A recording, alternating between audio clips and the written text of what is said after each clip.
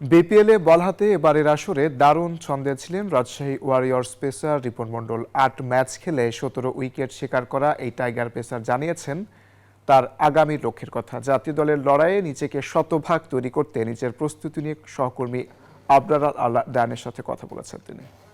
News 24 আপনাদের সবাইকে স্বাগত জানাচ্ছি। আমাদের সঙ্গে এই মুহূর্তে আছে রাজশাহী ওয়ারিয়র্সের পেস সেনসেশন রিপন মণ্ডল। রিপন, কংগ্রাচুলেশন, প্রথমেই শিরোপা জিতেছেন।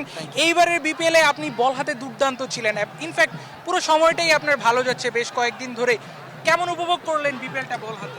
না, আলহামদুলিল্লাহ যতটুকু সুযোগ পাইছি আলহামদুলিল্লাহ চেষ্টা করছি টিমকে উইনে কন্ট্রিবিউট করার জন্য। সো আলহামদুলিল্লাহ যতটুকু পারছি আলহামদুলিল্লাহ।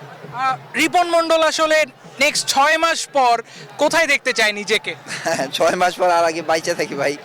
আসলে লক্ষ্য থাকবে তো সবসময় যেখানে সুযোগ আসে ভালো করার। সো 6 মাস পর আসলে জানি না কী হবে, বাট আমি এরপরে যে টুর্নামেন্টটা আছে ইনশাল্লাহ ওইখানে চেষ্টা করবো ভালো করার।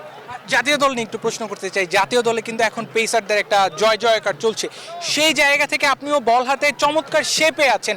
এই যে বিষয়টা আপনার জাতীয় দলে আসা বা জাতীয় দলের হয়ে পারফর্ম করা, এই জিনিসটা কি কোনো চাপ অনুভব করছেন নাকি আসলে এটাকে একটা পজিটিভ ভাবেই নিচ্ছেন? না না, আসলে চাপের কোনো কিছু না। অ্যাজ এ প্লেয়ার হিসেবে আমি চাই আমি সবসময় পারফর্ম করতে, সবসময় সেরাদের মধ্যে থাকতে।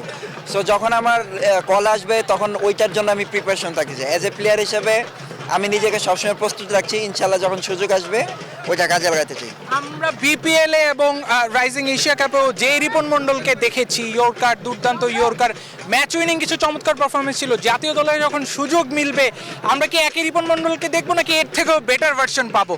ইনশাআল্লাহ ইন্টারন্যাশনাল খেলতে হলে এর থেকে আরও বেটার কিছু করতে হবে। সো আমি চেষ্টা করবো যে এর থেকে যা আছে আলহামদুলিল্লাহ এর থেকে ইমপ্রুভ করার জন্য। ধন্যবাদ রিপন, ধন্যবাদ, কংগ্রাচুলেশন। আমরা রিপন মণ্ডলের কথা শুনছিলাম, তিনি জানাচ্ছিলেন তার চ্যাম্পিয়ন হওয়ার জার্নির কথা এবং তার আগামীর পরিকল্পনার কথা। আবরার আল দাইয়ান, নিউজ 24, ঢাকা।